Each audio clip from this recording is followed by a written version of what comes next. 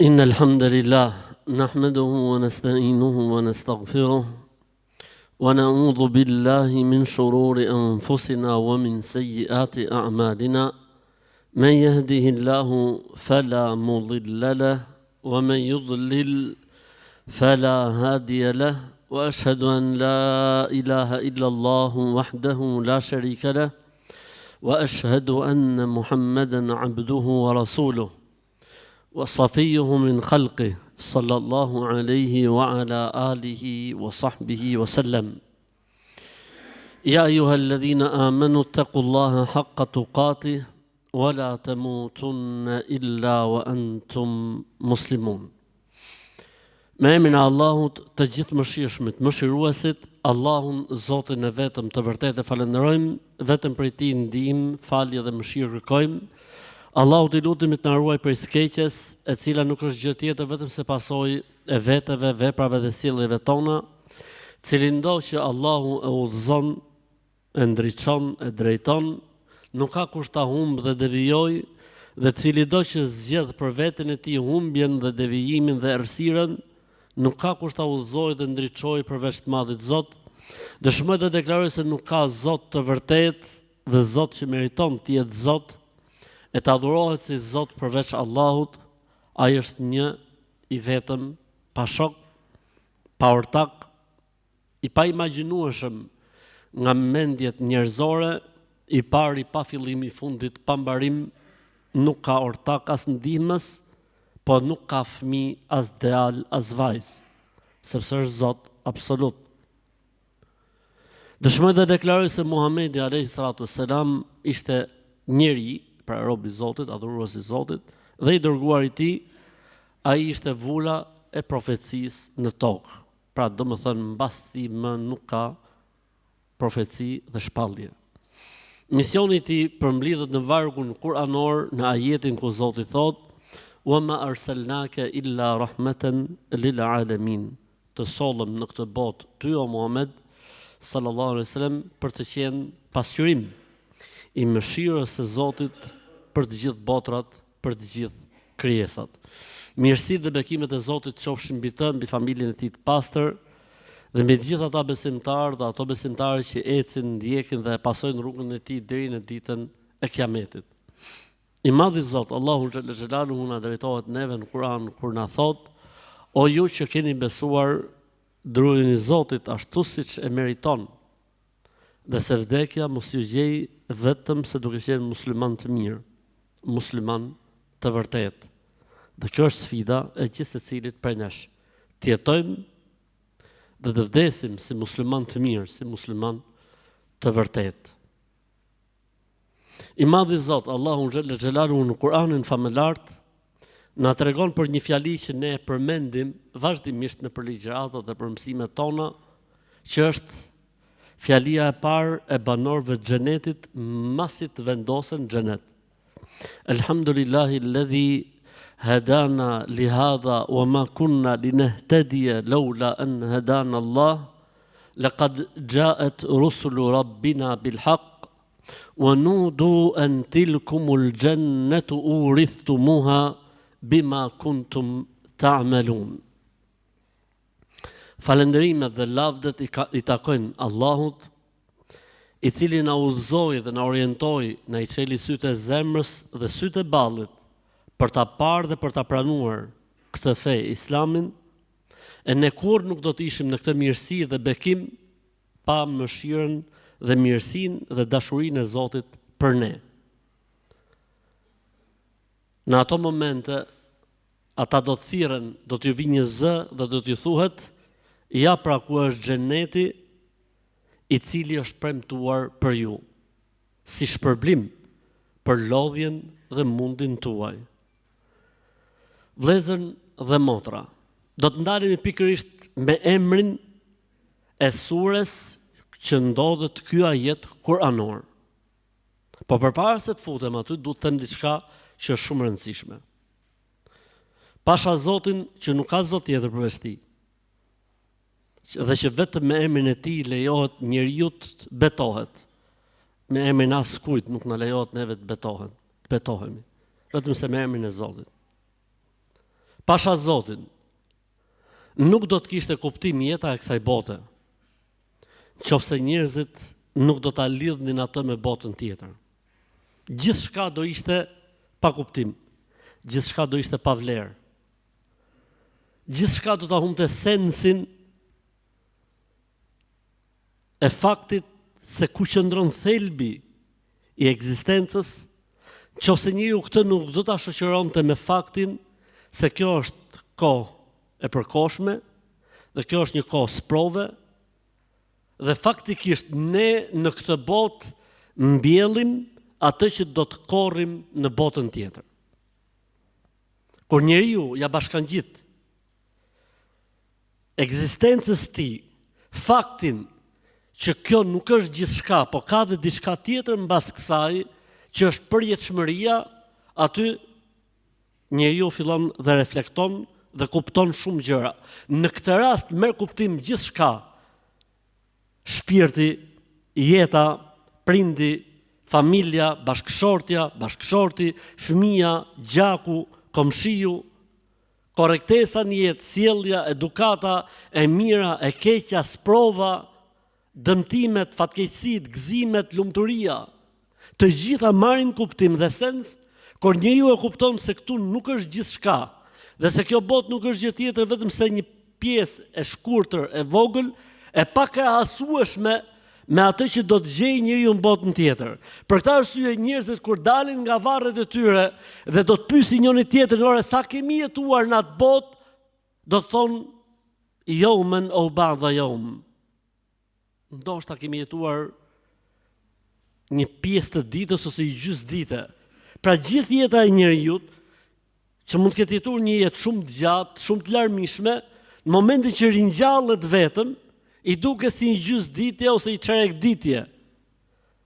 Po sikur ta jetonte ditën e kiametit plot, që është 50.000 vjet, çfarë krahasimi do të kishte jeta e kësaj bote? Po kur flasim për përjetësi, khuludun bila maut, për banorët e xhenetit dhe khuludun bila maut për banorët e xhenemit, atëherë jeta e kësaj bote nuk është asgjë, sepse është përjetësi, pa vdeksi. E Allahu xhella xhelaluhu e argumenton këtë gjë, pra faktin që një ditë do të ringjallemi dhe do të dalim para tij në Kur'an në format nga më të ndryshme. E para duke demonstruar i madhi Zot fuqinë dhe pushtetin dhe vullnetin e tij. Që do më thonë, përderisa është Zot, nuk ka të pamundur për të që ta ringjallë edhe një herë njeriu. Për këtë arsye ne shpesh ju themi njerëzve të cilët kanë dyshime apo dilema mbi botën tjetër dhe ringjalljen, a e beson Zotin apo jo? Jo, unë Zotin e besoj. Atëherë nëse e beson Zotin, nuk ka të pamundur për Zotin që ta ringjallë edhe një herë njeriu. Shkenca çfarë nuk po bën që të arrijë në këtë fakt njerëz që futen në ngrirje dhe paguajnë me qindra mijëra e me miliona, se ndoshta do të vi një ditë që ndoshta njeriu rikthehet edhe një herë e ku dëgjon etj. Pra mendja njerëzore dhe tentativa njerëzore. Po krijuesi gjithçkaje, për këtë arsye shpesh herë i madhi Zot Allahu në Kur'an, kur flet për botën tjetër, kur flet për ringjallje, flet edhe për veten e tij. Pra për t'i thonë njeriu, ti që e beson Zotin, nuk është çudi as habi që Zoti ta ringjallë, se është Zot, por ndryshe nuk do të ishte Zot. Nëse ai nuk do të kishte fuqi të bënte çfarë dëshironte, nëse vullneti i tij do të ishte i kufizuar, atëherë nuk është më Zot. Për këtë arsye Allahu xhella xhelalu në Kur'an e demonstron besimin në botën tjetër me fuqinë, madhështinë, dijen absolute të tij. E demonstron Zotin Kur'an me krijimin e njeriu të parë. Si ka mundësi që nuk çuditemi ne se Zoti e krijoi njeriu e parë nga balta dhe çuditemi si mund ta krijojë prap mas vdekjes, po prap nga balta. Si nuk çuditemi ne kur shohim qiellin që nuk ja dim fundin. E pse duhet habitemi që Zoti i Madh është i plot fuqishëm ta ringjallë edhe një herë njeriu. Për këtë arsye Allahu xhelle xhelalu në format nga më të ndryshmet e fton njeriu të kuptojë se është kjo gjë e mundur për Zotin, e pa diskutueshme për Zotin, e lehtë fare për Zotin dhe se ka kuptim pastaj kjo botë me ekzistencën e ringjalljes dhe të botës tjetër. 1/3 e Kuranit është vetëm kjo tematik. 1/3. Pra nëse do të themi ne që Kurani ka 600 faqe, 200 faqe flasin vetëm për këtë punë. Pse? Sepse është shumë e nevojshme për njeriu ta di se një ditë do të dali përpara Zotit, do të japi llogari. E kur del përpara Zotit me dhon llogari, nuk është llogaria si përpara spakut, apo përpara gjykatës, apo përpara prokurorisë, apo përpara policisë. Është një llogari e cila je përpara atij që din shpirtin, zemrën, të fshehtën, të padukshmen dhe të dukshmen. E atij që të ka parë, të ka mbikëqyrur, e atij që të ka lënë me lajke që të ruajnë dhe të regjistrojnë gjithçka, e atij që toka në këmbët e tua do të kthehet në dëshmitare për atë që ke bërë mbi shpinën e saj, e atij që qielli që është mbi kokën tënde do të jetë dëshmitar dhe do të kthehet dëshmues për ty për atë që ke bërë nën kupolën e tij, e atij që trupi yt në një moment që ti do të mohosh të vërtetat, do të thotë po Zot, e kam bërë unë, do të flasi dora, dhe do të flasi këmba, dhe do të flasi trupi i njeriu. E duke e ditë njeriu këtë të vërtet, dhe duke e besu këtë të vërtet, jeta e tij fillon dhe merr kuptim dhe ai reflekton. Reflekton me kuptimin se e di që kjo mirësi dhe begati nuk shkon pa një faturë. Patjetër. Nuk ka sens të jetosh në mirësitë, të notosh në mirësitë dhe në begatitë e Zotit e të jesh ndaj tij mos mirënjohës. Po normalisht ka i ditë që do të japsh llogari për këtë punë. E më mirë sot t'ja bësh hizmetin dhe t'i shërbesh e të jesh falëndërues dhe mirënjohës, se pastaj po ikë nga jeta e kësaj bote, nuk ka më dobi asgjë. Për botën tjetër, Zoti në Kur'an flet me detaje, jo për ta futur njeriu në terror, jo për ta dhunuar njeriu psikikisht, jo, por për ta çliruar atë, për ta bërë guximshëm, për ta bërë trim, për ta bërë garues, për ta bërë aktiv, për ta bërë gjallë, për të hapur dyert e shpresës, për të hapur dyert e mirësisë, jo për ta bërë njeriu që të jetojë kur do të më gjuaj tani apo pastaj. Jo, s'funksionon. Sepse pejgamberi i Zotit alayhi salatu selam ishte ai që më shumë të e ka besuar Zotin, më shumë të e ka besuar botën tjetër, po gëzonte, festonte, ushqehej mirë, vishej mirë dhe jetonte mirë kur i kishte mundësitë dhe hapësirat. Pra besimi i njerëzve në botën tjetër nuk do të thotë që këta njerëz t'i fusim klap, këta njerëz t'i majmë nën trysni, jo. Unë besoj se ka botë tjetër që do të thotë edhe po nuk u shpërbleva në këtë botë do ta marr në botën tjetër. Unë besoj se ka botë tjetër se tiranët dhe zullumqarët, edhe nëse nuk ka jep Zoti në këtë botë, do t'ju dalin në botën tjetër, s'ka dyshim. Jo se unë nuk kërkoj drejtën time se ka botë tjetër, jo. Ama në qoftë se nuk arri, dhe ata kanë aq shumë dreqni dhe shajtanlik, sa që e mbrojnë veten e tyre aq mirë dhe zullumin e tyre aq mirë, unë e di që një ditë do të dalin përpara Zotit e do të japin llogari. Këtu na e hedhin, këtu mund bëjnë aktrime, këtu mund bëjnë mashtrime, por kur dalin përpara Zotit, s'ka atje më, nuk ka. E duke e besuar njeriu botën tjetër dhe duke medituar mbi botën tjetër, e kupton pse Kur'ani i ka kushtuar rëndësi kësaj tematike. Sepse njeriu nuk pret gjithçka në këtë botë për të mirat e tij, apo nuk pret ndëshkimet e Zotit për të këqijat e njerëzve vetëm në këtë botë. Sepse nga njëherë Zoti i Madh, siç tha pejgamberi i Zotit Muhamedi alayhis salam, mund ta lej zullumqarin në zullumin e tij që të vetë mashtrohet. Si? Po, ka njerëz që mendojnë, Zot na ruaj, se edhe Zotit se kanë më nevojën. Ka njerëz që mendojnë se edhe Zotit kur dalin botën tjetër do t'ja hedhin. Do t'ja them diçka atje dhe e Zoti i madh e din mirë se çfarë ka gjithë secili në zemrën dhe në shpirtin e tij. E Zoti i madh në Kur'an që besimi në botën tjetër mos jetë një besim shpirtëror, siç ka prej feve dhe besimeve, të cilat predikojnë se besimi në botën tjetër është shpirtënor, pra nuk është fizik, material. Pra domethënë nuk do të jemi ne këta, po thjesht shpirtrat tonë do të ringjallen, e ca shpirtra shkojnë në xhenet, në parajs, e disa shpirtra të tjerë shkojnë në xhenem, në ferr, jo. Në Islam absolutisht jo. Në Islam do të ringjallet ky që jemi ne. Thjesht ndryshojnë parametrat, po njeriu do të jetë i njëjti. Me ndjesitë e tij, me ndjeshmërinë e tij, normalisht me parametrat më të larta që mund të funksionojë njeriu. Kështu që xheneti do të përjetohet, do të jetë i jetueshëm.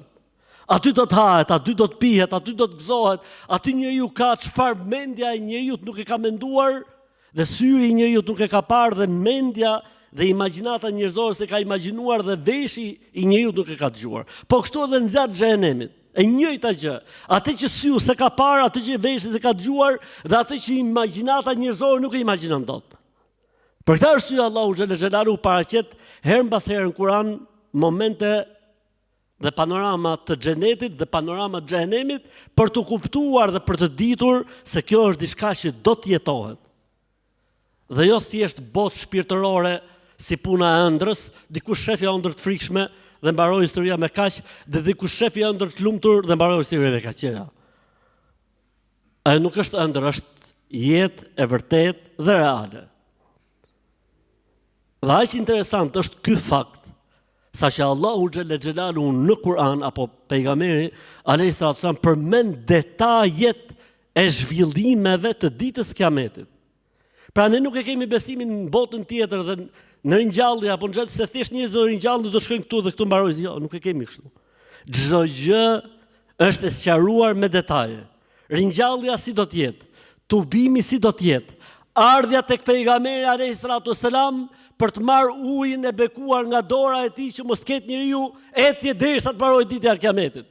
Pastaj shefaati, pastaj paraqitja, pastaj llogaria, pastaj shpërndarja e regjistrave të veprave, pastaj peshorja, pastaj ura e siratit, pastaj surja për cilën ne do të flasim inshallahu taala për emrin e saj sot, El-A'raf. Dhe pastaj kalohet disa bim poshtë në zjarr xhenemit e një pjesë e vogël nga krahasim me njerëzimin e kalojnë për në xhenet, pastaj qëndrimin në një urë tjetër, kantare, pastaj futja në xhenet dhe futja në xhenem, çdo gjë me detaje. Thjesht njeriu duhet mësoj dhe di. Po nëse nuk i din detajet, mjafton që të besoj kur i vjen informacioni për çdo detaj që mund t'i vi nga libri i Zotit apo nga suneti i pejgamberit sallallahu alaihi wasallam. E duke qenë se ne kemi ecur me surat e Kur'anit, sot do të ndalim pikërisht tek kjo El-A'raf. Allahu xhelalu në këtë surë që ne do ta trajtojmë me shpresën e Zotit, Allahu xhelalu trajton një kategori njerëzish që janë mes xhenetit dhe xhehenemit. Allahu tregon si debatojnë banorët e xhenetit me banorët e xhehenemit, si flasin njëri tjetrin, palët. Pastaj tha i madhi Zot, "Wa bainahuma a'raf." E mes tyre është një vend i lartë, një kodër e madhe, një mal. "Wa 'ala al-a'rafi rijalun." E mbi a'raf, pra mbi këtë mal, mbi këtë kodër, janë disa njerëz. Cilët janë ata që do të jenë mbi A'raf? Ka disa mendime interesante. Për këtyre mendimeve të bukura që është unanimiteti është njerëz të cilët të mirat dhe të këqijat e tyre kanë qenë barazim. Abdullah ibn Mesudi tha, kanë bërë aq të mira sa shpëtojnë për xhenemit dhe kanë bërë aq këqija sa nuk futen dot në xhenet. Dhe sahabët e tjerë që e komentojnë ajetin thonë, ata të cilët i kanë të barabarta të mirat dhe të këqijat e tyre. Asnjë më shumë me fitu xhenetin e asnjë më shumë për të rënë zjarr xhenemit, për këtë arsye do të jenë në një moment sprove. Se kjo është sprovë për ta. Ja arifune kullen bisimahum. Këta e në mes dhe shofin banorët e xhenetit këtej dhe banorët e xhenemit nga krau tjetër. Si do të ndodhi kjo dhe kur do të ndodhi kjo, është përmend në një sure tjetër më e qartë. Faduriba bainahum bisurin lahu bab batinuhu fihi ar-rahma wa zahiruhu min qibalihi al-adhab.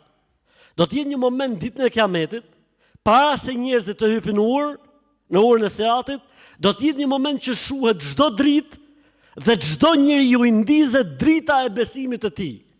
Ka për njerëzve që drita e besimit të tij është si drita e diellit, dhe ka për tyre që drita e besimit të tyre është si drita e hënës, dhe ka për njerëzve që drita e tyre është si drita e një llambe e kështu me radhë, dhe ka për aty në njerëzve që drita e tyre është në thojën e tyre, heri fiket dhe heri nizet, kur i nizet ecën, kur i fiket pret. Dhe kështu vazhdon ai derisa të hyjë në Sirat. Jo besimtarët s'kan lidhje fare me këto tematika. Munafikët, hipokritët, ata që e majnë vetën për musliman, po në zemrat e tyre faktikisht nuk janë, po thjesht kanë interesa, kanë punë, ku dëgjojnë e tjera, apo duan që të shkaktojnë përçarje, sprova, apo problematika me paraqitje islame. Kur të jenë ditën e Kiametit në këtë moment, dhe shuhen të gjitha dritat, dhe ndizet drita e besimit dhe e veprave për çdo njeri, munafikëve, hipokritëve do ju fiket drita, normalisht, nuk kanë besim. Ndërkohë që besimtarët ecin, hipokritët dyftyrshat i thrasin besimtarët. Undhuruna në këtë bisminurikum, ore ktheuni pak nga knej, që të ecim në dritën tuaj. Një zëthret nga qielli dhe ju thuhet, irgji'u wara'akum faltamisu nura. Kthehuni dhe një herë mbrapa se ndoshta gjeni dritë. Ata kthehen mbrapa, faduriba bainahum bisurin lahu babun batinuhu fihi ar-rahma wa zahiruhu min qibalihi al-adhab. Në atë moment vendoset një mal apo një kodër apo një mur i madh i cili ka një derë.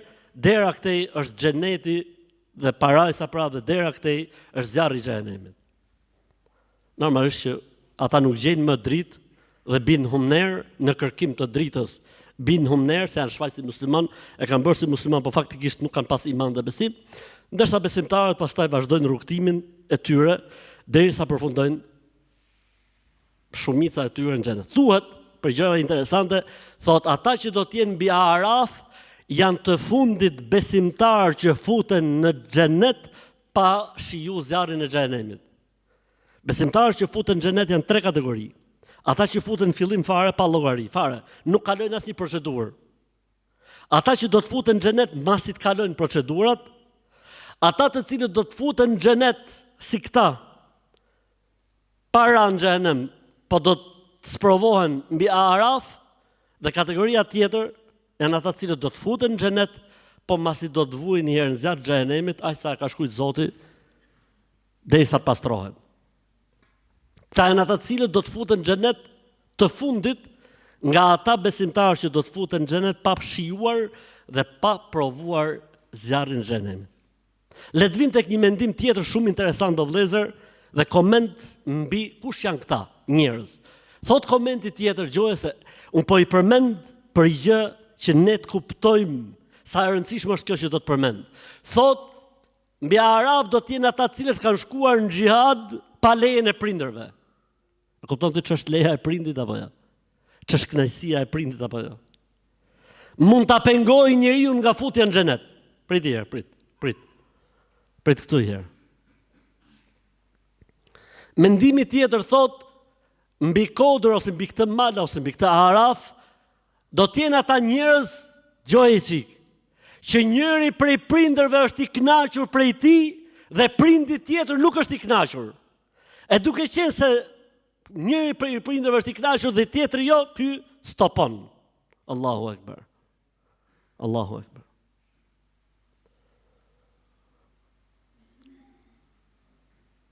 thjesht kuptojmë rëndësinë e gjës, pavarësisht se ne besojmë se më e sakta është ajo që është transmetuar se janë ata cilët i kanë barabarta, po edhe këto tjerat nuk janë më pak të rëndësishme. Se jo më kot janë përmend, gjë që tregon se prindi që e ka gjë shumë e rëndësishme. Dhe këtë duhet ta fiksosh mirë.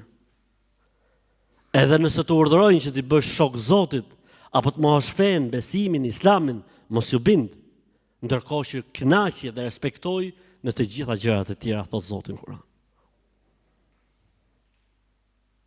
Njerëz të cilët i kanë të barabarta, se janë as për këtu, as për këtu, as e meritojnë xhenetin, se kanë dalë në barazim. E si pasojë kalojnë një sprovë. Kjo sprovë ju shërben atyre që të rënohet kush? Të rënohet pesha e të mirave, se çdo sprovë që kalon njeriu faktikisht përkthehet në fshirje, në pastrim. Edhe këta që do të rinë në Araf, ai sa ka shkruajt Zoti të rinë, ky qëndrim në Araf, as këtu, dhe përjetimi i një situate kaq vështirë, normalisht do të jetë për ta pastrim dhe do të jetë për ta shkak dhe sebeb që të fitojnë xhenetin e të madhit sot. Për këtë arsye, Allahu tregon gjendjen e tyre kur ata janë vendosur këtu. O idha surifat absaruhum, nëse ata kur janë aty lart dhe shohin xhenetlit, ju çelet shpirti, kënaqen, edhe e shpresojnë. Wa idha surifat absaruhum tilqa ashabin nari, qalu rabbana la taj'alna ma'al qawmi dhalimin. Kur shohin xhenemlit, çfarë po vujnë xhenemlit atje poshtë në krau tjetër, thonë o Zot, mos na bëj me zullumqarët, mos na përzi me zullumqarët. E nuk ka dyshim se këta të cilët do të jenë në këtë lloj sprove do të jenë prej banorëve të xhenetit. Ajo që mua më intereson është që ne të kuptojmë, o vëllezër dhe motra, se gjërat në botën tjetër do të vihen peshore.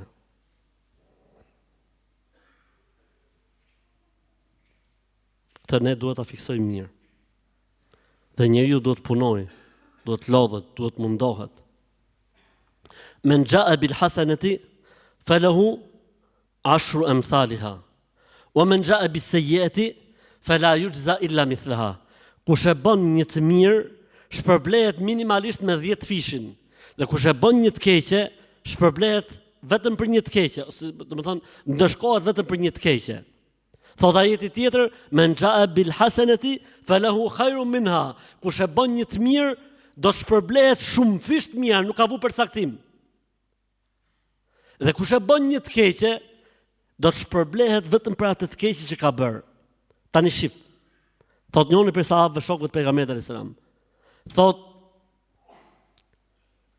mos boft hajër ai njeri që për të mirën shpërblehet me 10, 70, 700, 1000 apo pa kufi,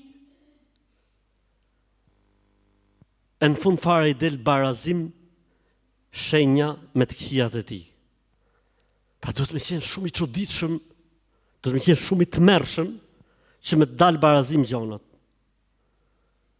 Ato jap një shembull interesant nga jeta e pejgamberit alayhis salam. Një herë ti nëse e përmend Zotin, sa shkruhet tek Allahu? 10. Kjo 10 çfarë do të thotë? 10 shpërblime. Çfarë do të thotë? Fshirje 10 gjunahesh. Po nëse e përmend Zotin 100 herë në ditë, barazim 1000. Kundrejt saj fshihen 1000 gjunahe. Nëse ti e përmend Zotin për shembull dhe themi 1000 herë në ditë, gjithsej, me mas namazit, me para namazit, me mëngjes, me darkë, para gjumit, mas gjumit, ku dëgjon, e bënë 1000, shumësim për 10, sa bëjnë? 10.000. Përballë kësaj fshihen 10.000 gjunahe. Tani a ka logjik dhe matematik që të përfundojë në i besimtar në zjarr xhenemit? S'ka logjik dhe matematik. Për këtë arsye, ai sahabiu tha me drejt, mos e boft hajrin, ai njeri që Zoti e shpërblen me 10 fish, me 70 fish, me 700 fish, me 1000 fish dhe me pafundësisht fish, dhe në fund fare i del barazim situata, mos boft hajër. Mirë po puna është se njeriu duhet të bëjë llogarit dhe duhet të jetë i kujdesshëm, sepse puna në atë botë nuk shkon me kanar, as me peshore, me kuptimin e kanarit dhe peshores kësaj bote, shkon me peshoren, me mizanin e Allahu xhel xhelaluhu. E ky mizan, thot Zoti në Kur'an, peshon me mithkal sa grimca e atomit, apo më e vogël se sa ajo, e mira dhe e keqja. Trupëzohen të mirat e njeriut dhe vendosen në një anë peshores, trupëzohen të këqijat e njeriut dhe vendosen në anën tjetër peshores, dhe ku të kaloj gjuhëza dhe kush të rënojë më shumë, njeriu është aty në përfundim. Mirë po pas ka disa njerëz, sipas kësaj sure të bukur, që ju rrin gjuhëza mu në mes. As këtej pak, as këtej pak, mu në mes. E këta janë ata cilët do të jenë ashabul a'raf. Ata cilët do të qëndrojnë mbi a'raf. Prandaj me kujdes. Prandaj mos neglizho. Prandaj ji i vëmendshëm. Prandaj rri vigjilent. Prandaj reflekto. Lut Zotin e Madh që të jemi të gjithë nga ata që do të futemi në xhenet, e s'do të kemi nevojë fare me kalu këtë situatën e Arafit. Lut Allahun e Madh që të jemi për ata për cilët Zoti tha në Kur'an, "Faman zuhziha 'anil nari wa udkhila al-jannata faqad faz, wa ma al-hayatu ad-dunya illa mata'ul ghurur." Kush e fiton xhenetin dhe shpëton për xhenemit, ka shpëtuar në të vërtetë, dhe se jeta e kësaj bote nuk është vetëm se një sprov, vetëm se një plaçk e pavlefshme dhe e përkohshme. Prej çdo gjë që përmendet duhet nxjerr mësimi ose duhet nxjerr mësimet. Dhe është mirë me që ne do të merremi me këtë sure për disa xhuma, ta lexojmë këtë sure, edhe të mbajmë ca shënime nëse ka gjëra që duhet me pyet, ose ndoshta e marrim përgjigjen gjatë hutbeve në vazhdim, ose nëse nuk e marrim, themi o hoç, po e kemi lexuar këtë ajet nga sura Al-Araf, ose kemi kuptuar kështu me radhë. Do ishte mirë që ta lexojmë së bashku pra para se të futemi në surën Al-Araf, që të ecim stacionin të. Kjo është e para gjë. E dyta gjë, mësimi i dytë, është se s'duhet harrojmë se çdo gjë regjistrohet. Edhe pse nuk e hetojmë. Çdo gjë regjistrohet. E treta gjë, raporti ose valuta e botës tjetër është e mira dhe e keqja, asgjë tjetër. Me të mira fitohet dhe me të këqija të fitohet, po fitohet diçka tjetër, Zoti më ruaj. Mësimi i tretë, a e kupton ti neglizhenca për një të mirë, ku dëgjon i buzëqeshje kot i ditë diku. Një selam diku. Largimi në gjë nga rruga që jetu eci ditë aty. Ore mund të jetë i gjë koti në këtë botë për një. A kupton ti çfarë bëhet apo? Për një e fitoj xhenetin, për një ngeli peng. Po për një nga krau tjetër mund të fitoj xhenemin. Ose për një ngelet peng. Sikur mos ta kishe bë. Sikur një herë mos ta kishe pas shokun apo vllajën e vet i mrolur, se mrolja në fytyrën e tjetrit është gjuna. Për një mrolje me ngel një peng, s'ja vlen për Zotin. Nuk ja vlen. Rubbe kelimetin, tha pejgamberi sa, ndoshta i gjys fjale, i çerek fjale, bëhet sebeb që njeriu në xhenet më të lartë, për diçka të vogël fare. Po ndoshta dhe i gjys fjale apo i çerek fjale 70 vjet. Po varet se si njeriu e mëson veten e tij. Varet se si njeriu e mëson veten e tij. Duke medituar tek El-Arafi, thash me veten time, këtu marrin kuptim ato 3 rregullat e arta që ne i përmendim her mas here. Rregulla e artë e parë çfarë thot? Thot Allahu e ka fshehur dashurinë e tij ndër njerëz, mos në mbledhson njëri. Se ndoshta prek aty ku Zoti i Madh ka dashninë e tij. Allahu e ka fshirur kënaqësinë e tij në adhurimin e tij. Prandaj mos në vlefsa asgjë për gjërave të mira që Zoti ka kërkuar prej teje. Se s'dihet ku e fiton o vllai. Allahu e ka fshirur hidhurimin e tij në kundërshtimin dhe rebelimin ndaj tij. Prandaj mos në vlefsa asgjë për kundërshtimeve të Zotit. Se s'dihet ku bie aty ka qenë edhe kthesa Zoti në rujt. E ke parasysh ka sa njerëz që i lën Zoti, i lën derisa shkel diku, pastaj ai mo vlla nuk e ngren kokën derisa të iki nga jeta e kësaj bote. Prandaj kujdes. Po mirë, ju vazhdimisht predikoni që njerëz jemi bëjmë gjuna dhe po e vërtetë është. Ama ne predikojmë edhe këtë që Europi duhet pendohet dhe duhet kërkoj falje. Njeriu kur hyn hak ose kur bën padrejtësi në raportet e tua me Krijuesin. Thuaj Zot më fal. Thuaj atë fjalë, thuaj, është mrekulli kjo fjalë, të pastron, të dlirson.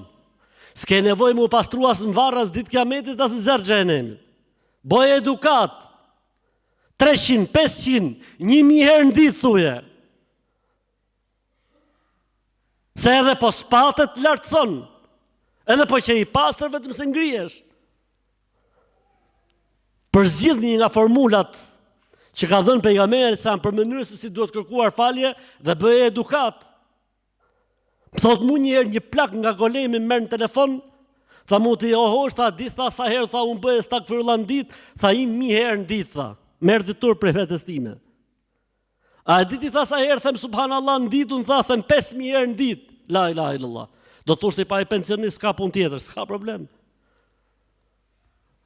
Çfarë lidhje ka ajo punë?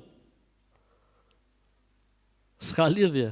Pensionist jo pensionist në xhenet ringjallet 33 vjeç burri huaj, thot selam aleikum. A jeni mirë burra? Hajde du ta kofshim se më erdhi treni me mor.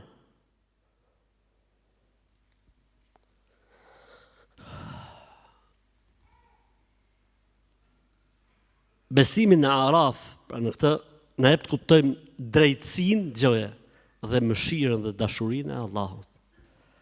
Pra edhe më në drejtësi, sa i ka vu ligjin, ligji thot, kjo është përblet kështu, kjo është përblet kështu, rezultati në bazë të kësaj këtu, në bazë të kësaj këtu, në bazë të kësaj këtu. Po edhe mëshirën e Allahut. Sa ata që janë në barazim nuk i la aty, po i futin në xhenet me mëshirën e tij.